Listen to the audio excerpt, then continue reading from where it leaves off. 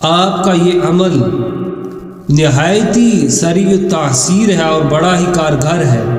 یعنی جس شخص کے سر میں درد رہتا ہو، آدھے سر میں یا پورے میں۔ ناظرین، حضرت عمر رضی اللہ تعالی عنہ کا کیسر روم کو بتایا ہوا عمل آپ کے سامنے بیان کیا جائے گا۔ نحمدہ ونصلی علی رسولہ الکریم، اما بعد فاعوذ باللہ من الشیطان الرجیم،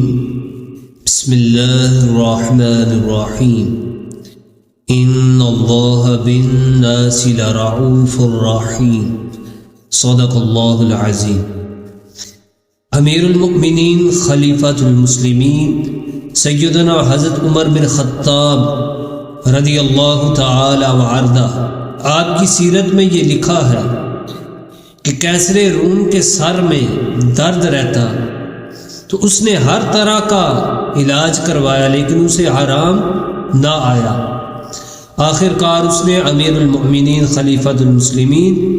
حضرت عمر بن خطاب رضی اللہ تعالیٰ عنہ کی بارگاہ اقدس میں ایک مکتوب لکھا، ایک خط لکھا، اور اس نے علاج تجویز کرنے کے لیے آپ کو کہا کہ آپ کوئی علاج تجویز کر کے بھیجیں۔ تو حضرت عمر بن خطاب رضی اللہ تعالی عنہ نے کیسر روم کے لیے ایک ٹوپی سلوائی اور اس کے اندر کچھ تحریر کر کے ڈالا۔ تو کیسر روم تک وہ جب ٹوپی پہنچی تو وہ جب ٹوپی پہنتا تو اس کا درد سر ختم ہو جاتا،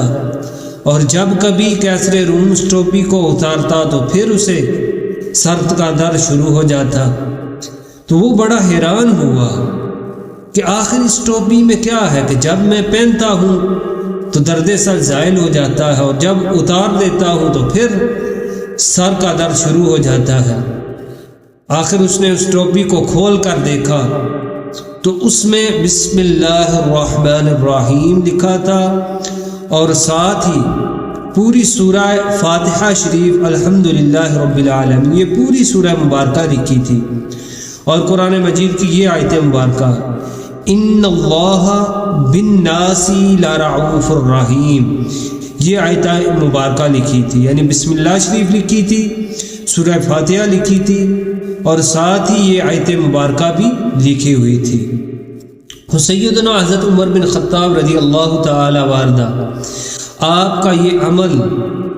نہایت ہی سریع التاثیر ہے اور بڑا ہی کارگر ہے، یعنی جس شخص کے سر میں درد رہتا ہو، آدھے سر میں یا پورے میں، تو وہ بسم اللہ شریف، سورہ فاتحہ اور یہ آیت مبارکہ ان اللہ بالناس لرعوف الرحیم، یہ کاغذ پر لکھ کر اسے موم جمع کر کے سر پر باندھ لے تو انشاءاللہ العزیز اس کے سر کا جو درد ہوگا وہ زائل ہوگا۔ اللہ تعالی ہمیں اس سے استفادہ حاصل کرنے کی توفیق عطا فرمائے۔ وآخر دعوانا الحمدللہ رب العالمین۔